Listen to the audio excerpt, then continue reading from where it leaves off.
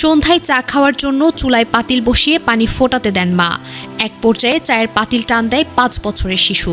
সঙ্গে সঙ্গে ছুটে যায় তার শরীর। তাকে উদ্ধার করে দ্রুত হাসপাতালে নেওয়া হয়, কিন্তু ৬ দিন চিকিৎসাধীন থাকার পর শনিবার সকালে সে মারা যায়।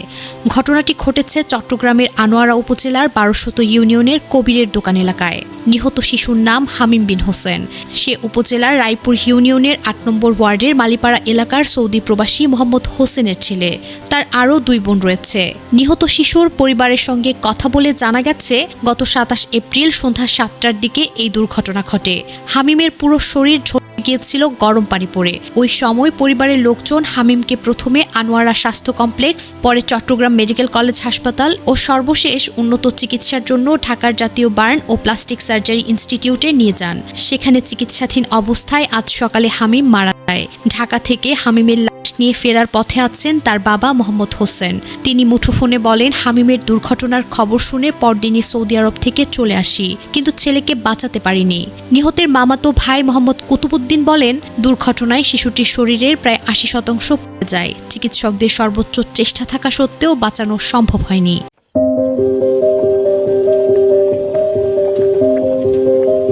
এই মর্মান্তিক ঘটনার পর সবচেয়ে গুরুত্বপূর্ণ যে বিষয়টি সামনে আসে তা হলো সতর্কতা। কারণ এই ধরনের দুর্ঘটনা হঠাৎ ঘটে না, বরং আমাদের ছোট ছোট অসতর্কতার সুযোগেই ঘটে এমন বড় বিপর্যয়। তাই এখনই সচেতন না হলে এমন কান্না আরেকটি ঘরেও নেমে আসতে পারে।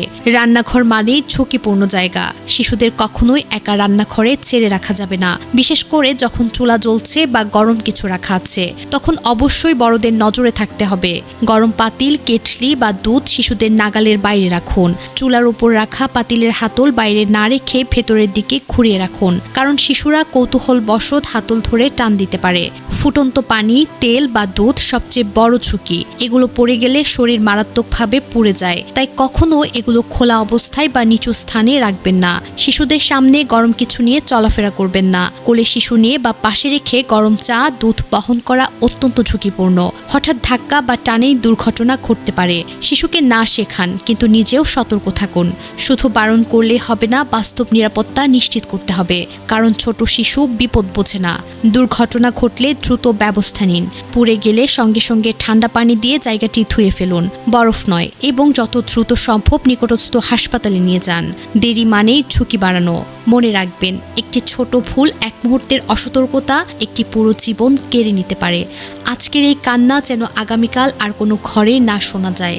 শিশু নিরাপত্তা কোনো অপশন না, এটা দায়িত্ব, এটা কর্তব্য, এটা জীবন বাঁচানোর একমাত্র পথ।